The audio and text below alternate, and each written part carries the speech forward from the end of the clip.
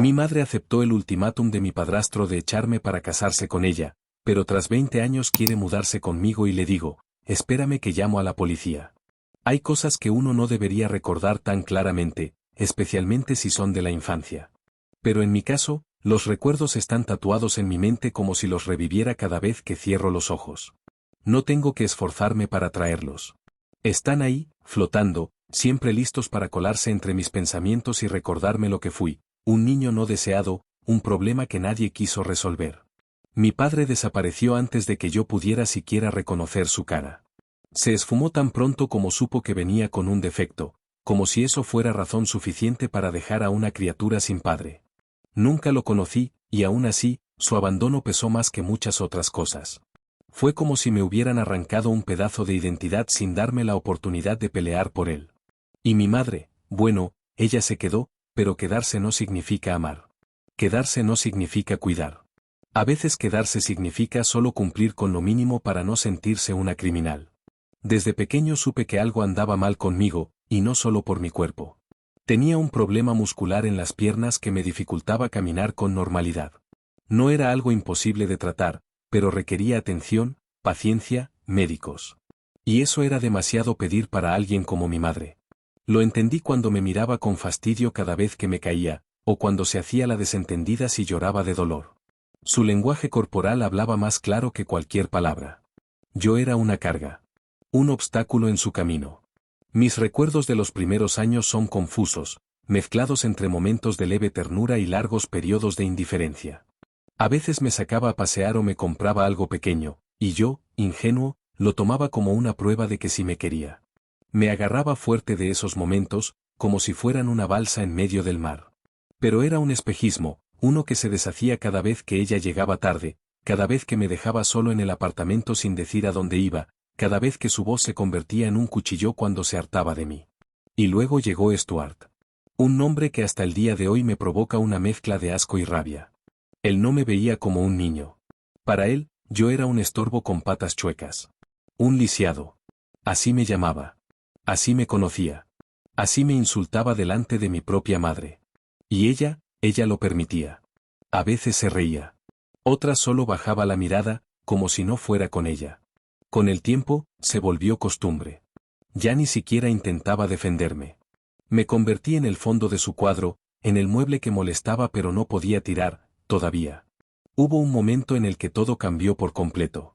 Yo tenía apenas 8 años y ya me sentía como si tuviera 40 de tanto tragarme el dolor. Fue entonces cuando escuché la conversación que me marcó para siempre. Mi madre y Stuart discutían en la cocina. Él le decía que no se casaría con ella si yo seguía en su vida. Que no quería criar a un hijo que no era suyo, y menos a uno inválido.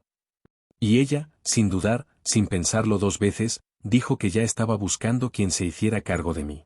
Como si estuviera hablando de una mascota que quería regalar porque hacía demasiado ruido. No lloré. No hice un escándalo. Me fui a mi cuarto y me senté en silencio, dejando que esa frase me perforara por dentro. Ya estoy buscando quien se haga cargo de él. Yo. Su hijo. Su problema. Y ahí me di cuenta de que todo lo que había intuido desde que tenía uso de razón era cierto. Ella nunca me quiso. Me toleraba. Me mantenía con lo mínimo por pura obligación. Pero amor, eso no existía. Y fue entonces cuando mi tía Rachel se convirtió en mi salvación. Siempre estuvo ahí, en la periferia de mi vida, trayéndome dulces y ropa usada, llevándome al parque por unas horas. Pero esa vez, cuando le conté lo que había escuchado, no me miró como si estuviera exagerando. Me creyó. Me abrazó. Y por primera vez en mucho tiempo, sentí que a alguien realmente le importaba que yo existiera. No sé cómo lo hizo. No sé cómo convenció a su esposo.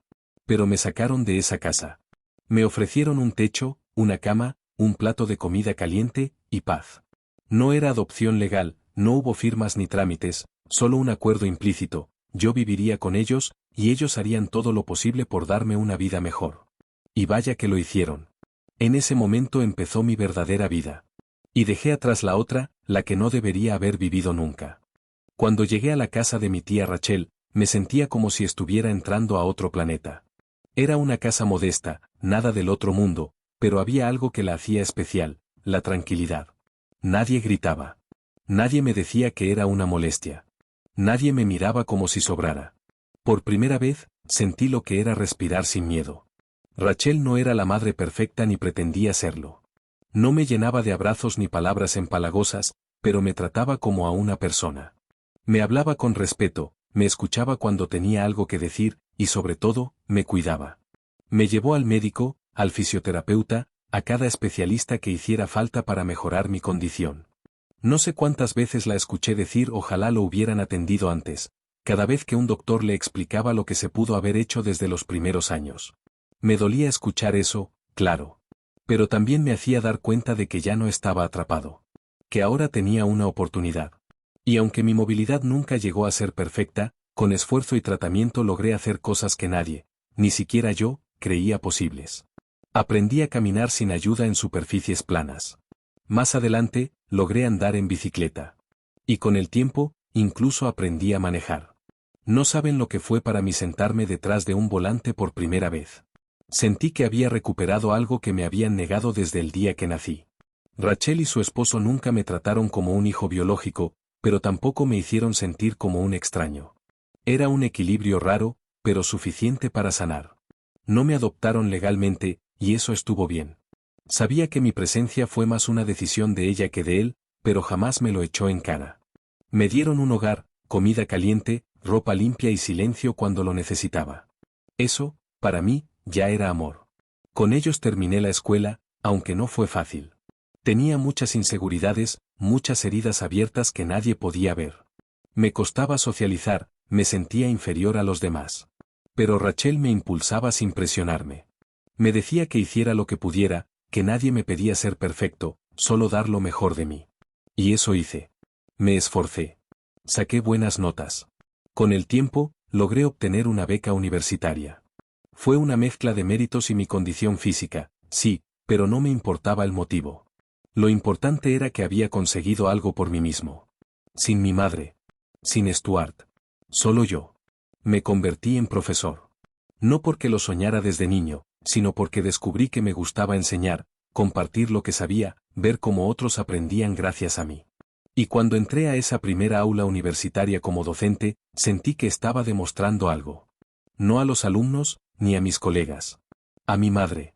A ese hombre asqueroso con el que se casó. A todos los que pensaron que yo no valía la pena. A todos los que me miraron como una carga. Y entonces, justo cuando creí que finalmente había enterrado todo ese pasado, apareció ella. Un día cualquiera, tocan a mi puerta. Voy sin pensar mucho, abro, y ahí está. Mi madre. Más vieja, más desgastada, con una expresión que no sabría si era tristeza, arrepentimiento o simplemente derrota. Me quedé congelado. Fueron segundos, pero me parecieron horas. No supe qué decir. No supe si cerrar la puerta en su cara o gritarle todas las cosas que me había guardado por años. Lo primero que hizo fue extender la mano y decirme que lo sentía. Que se había equivocado. Que quería hablar. Como si no hubieran pasado 20 años. Como si yo no recordara cada insulto, cada mirada de desprecio, cada noche en la que me fui a dormir con hambre. Intentó hacerme creer que solo había sido joven y asustada. Que no supo qué hacer. Que su novio la manipuló, que la situación la sobrepasó. Pero yo no podía comprar eso. Porque yo también fui joven. Yo también estuve asustado. Y nunca tuve a nadie a quien culpar. Solo tenía que seguir adelante o morir en el intento. La escuché en silencio. No porque me importara lo que decía, sino porque necesitaba ver hasta dónde llegaría. Hasta dónde era capaz de estirar esa farsa. Y cuando terminó su discurso patético, solo le dije que necesitaba pensar. Que no estaba listo. Que no creía en su versión de los hechos, pero que iba a reflexionar. No por ella. Por mí. Porque aunque creía tener mi vida bajo control, su aparición me descolocó. Me removió todo. Me hizo sentir otra vez como el niño invisible de 8 años, sentado en el suelo de la cocina, escuchando cómo su madre planeaba deshacerse de él para casarse con un tipo que ni siquiera fingía que me odiaba. No sabía si era justo que yo siguiera cargando con ese dolor. No sabía si el perdón era algo que me correspondía dar. No sabía si lo que ella quería ahora era amor, redención o simplemente un techo. Pero algo sí sabía, esa mujer ya no tenía poder sobre mí. No más. Después de ese encuentro con mi madre, pasé días en piloto automático. Me iba al trabajo, daba mis clases, respondía correos, pero estaba en otro lado. En mi cabeza. Volvía una y otra vez a esa puerta, a esa cara envejecida que intentaba fingir que no había pasado nada. Que no me había entregado como si fuera un mueble viejo para poder casarse con un idiota que la trató peor que a una alfombra. Y lo peor de todo es que algo dentro de mí todavía quería entenderla. Quería encontrar una explicación que encajara, aunque fuera una estúpida. Algo que me hiciera pensar que no todo fue por crueldad. Que tal vez fue miedo, ignorancia, desesperación, algo más humano. Pero cada vez que trataba de convencerme de eso, me venía a la mente alguna escena de mi infancia que me lo impedía. Como esa vez que me caí de las escaleras y ella ni siquiera se levantó del sofá. Se quedó ahí, mirándome, esperando que yo me arrastrara de nuevo a mi cuarto como si nada. O cuando Stuart me gritó en la cara que yo era un error con piernas, y ella solo dijo ya basta en voz baja, sin moverse, sin mirar, sin defenderme. ¿Eso era miedo? ¿O simplemente desinterés? Y ahí estaba la clave. No necesitaba encontrar una razón para lo que hizo. Porque da igual. Lo que importa no es el por qué, sino el cómo. Y cómo me trató fue imperdonable. Lo hablé con mi tía Rachel. Le conté todo, palabra por palabra. Ella no dijo mucho, solo me miró con esa mezcla de tristeza y orgullo que le sale tan natural. Me dijo algo que me quedó dando vueltas por días: no siempre tenemos que cargar con lo que no elegimos. Y ahí lo entendí. No tengo que ser el hijo que perdona. No tengo que ser el adulto compasivo que abre la puerta a una mujer que me cerró la suya cuando más la necesitaba. No tengo que reparar un vínculo que nunca existió. Perdonarla no significaba dejarla volver. Así que cuando apareció otra vez, en mi cumpleaños, con ese pastel barato y esa sonrisa ensayada, ya tenía la decisión tomada. Ni siquiera recordaba mi edad. ¿Te das cuenta? Ni eso. 29 años y ni siquiera se molestó en asegurarse. Me miró como si fuera una visita social. Como si todo lo anterior hubiera sido solo un malentendido. Me preguntó si me sentía solo, si pensaba en casarme, si tenía espacio para alguien más en mi casa. Ahí me di cuenta de que no venía a reconstruir nada. Venía a instalarse. A colarse en mi vida como una sombra mal disfrazada de madre arrepentida. Y tuve que hacerlo. Tuve que decirle que no. Pero no un no amable. Un no con todas las letras. Un no con el dolor acumulado de toda una vida. Un no que saliera desde el estómago, como un vómito que llevaba años guardado. Le dije que esta no era su casa, que su redención no me importaba y que se fuera a buscarla a otra parte.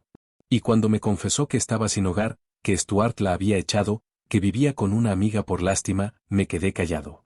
Lo lógico habría sido sentir algo. Lástima, compasión, tristeza. Pero no sentí nada. Solo vacío. Ella había elegido su camino.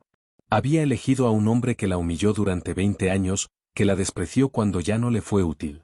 Ella eligió dejarme por él. Me cambió por promesas baratas y cenas en restaurantes. Y ahora que la habían dejado a ella como ella me dejó a mí, quería volver, como si todo eso pudiera olvidarse con una cena o un pastel de cumpleaños. Le dejé claro que no. Que no iba a fingir. Que no iba a darle otra oportunidad. Y cuando vi que aún así se quedaba parada ahí, sin moverse, suplicando con los ojos, le di lo que estaba buscando, una razón para no volver jamás. Llamé a la policía. Sí, la denuncié. Tenía una orden de restricción y la estaba violando. No me importó si eso la dejaba en la calle. A mí me dejó en la nada durante años. Me dejó solo, enfermo, hambriento, asustado. ¿Ahora quería compasión? Que se la pidiera a Stuart. Oh adiós. Cuando se la llevaron, sentí algo parecido a la paz. No era alegría. No era venganza. Era como si hubiera cerrado por fin una puerta que llevaba años golpeando con el viento. Y aunque sé que en algún rincón oscuro de mi mente hay un niño que todavía quiere entender por qué su mamá no lo quiso, ese niño ya no manda. Ahora mando yo. La verdad, pensé que después de todo eso, iba a poder seguir con mi vida sin que nada más me afectara. Pensé que cerrar la puerta, literalmente, iba a ser suficiente para dejar todo atrás. Pero no. Porque cuando el daño es tan profundo, no basta con cerrar una puerta, ni con una orden de restricción, ni con ver a la persona que te destruyó siendo finalmente destruida por otros. El pasado no se va tan fácil. Durante semanas no supe nada de ella, y no voy a mentir, me sentí bien. Tranquilo. Como si por fin pudiera respirar sin esa sombra encima. La rutina volvió a ser solo mía. Mis clases, mi casa, mis libros, mi espacio. Pero incluso en esa calma, había algo que no me dejaba en paz. Era una voz. Una voz que sonaba como la suya, pero hablaba como la mía. Una parte de mí que, aunque odiaba lo que ella me hizo, seguía preguntándose si todo eso era justo. Y no para ella. Para mí. Me preguntaba si haber llegado tan lejos con todo esto me hacía igual que ella. Si mi rabia me había convertido en alguien que también sabía cerrar la puerta en la cara a quien suplicaba entrar. Y no porque se lo mereciera, sino porque en algún rincón del alma, hay una parte que todavía quiere entender. A veces, el trauma te hace sentir culpable por sobrevivir. Por estar bien mientras la persona que te hizo daño se está desmoronando. No se trata de querer que estén bien. Se trata de no entender por qué el dolor sigue ahí cuando ya se fueron. Un día, hablando con mi tía, le dije que me sentía mal por no haber sentido absolutamente nada mientras veía a mi madre llorar. Me miró en silencio por un segundo y luego me soltó algo que me dejó helado: no sentir nada también es sentir algo. Y tenía razón. La indiferencia, en mi caso, era mi escudo. La armadura que construí durante años para no volver a romperme cada vez que alguien me abandonaba. Lo que pasa es que cuando pasas toda tu infancia rogando por un poco de amor, te volvés experto en construir muros. No solo para los demás, sino también para vos mismo. Te decís que estás bien solo, que no necesitas a nadie. Que el pasado ya no importa. Pero cada vez que ves una familia feliz, cada vez que un alumno habla de su madre con ternura, te acordás de que no tenés eso. Y lo peor de todo es que no lo vas a tener nunca. No porque no lo quieras, sino porque ya es demasiado tarde para tenerlo. Y ahí entendí que no importa cuántas veces ella toque la puerta, ni cuántas lágrimas derrame, ni cuántas veces diga que quiere arreglar las cosas. Porque no es solo lo que hizo. Es lo que no hizo. Lo que no fue. Lo que nunca estuvo. Es la ausencia, el silencio, la indiferencia. Eso no se repara con un lo siento. Un día, encontré una nota en la puerta de mi casa. Reconocí su letra de inmediato. Solo decía: no tengo a dónde ir. Pensé que al menos me ofrecerías un sofá. Perdóname si te molesté. No volveré. Y lo cumplió. No volvió. No sé si se fue a otra ciudad, si encontró a alguien más que le creyera su historia, o si simplemente se dio por vencida. No tengo idea de dónde está. Y me cuesta aceptar que esa duda no me genera ni preocupación ni alivio. Nada. Eso fue lo que me hizo entender todo. Que no hay más que decir. No hay más que hacer. Que a veces, el acto más compasivo que uno puede tener con uno mismo es aceptar que hay relaciones que no valen la pena reconstruir. Que no todas las heridas se curan, algunas simplemente se dejan de tocar. Así que decidí dejar de hablar de ella. No más cartas, no más pensamientos en la madrugada, no más monólogos internos repitiendo lo que me hizo. Ya no me importa si encuentra dónde dormir. Ya no me importa si se arrepiente. Ya no me importa si vive o no vive. Porque yo sí estoy vivo. Y eso, ya es suficiente. Pasaron ya varios meses desde la última vez que supe de ella. El silencio fue absoluto. Ni una carta más, ni una nota en la puerta, ni un mensaje extraño de madrugada. Y fue raro, porque aunque eso era exactamente lo que había pedido, también me dejó con una sensación extraña. Como si me hubiera quedado esperando un último acto de egoísmo. Un golpe final. Un cierre más dramático. Pero no. Simplemente desapareció. Como si nunca hubiera estado. La vida siguió. Las clases, la universidad, las reuniones con colegas, las llamadas con mi tía. Todo volvió a su cauce. Todo, menos adentro mío. Porque aunque ella ya no estaba, lo que me había dejado seguía ahí, flotando. Como una nube invisible que se metía en los lugares más inesperados. Descubrí que el dolor no se va. Solo se acomoda. Se mete en los rincones de tu identidad y se vuelve parte de cómo miras el mundo. No lloré por ella. No la extrañé. Pero sí me descubrí, algunas noches, preguntándome si algún día iba a poder querer sin miedo. Si alguna vez iba a poder confiar sin tener la necesidad de estar siempre alerta.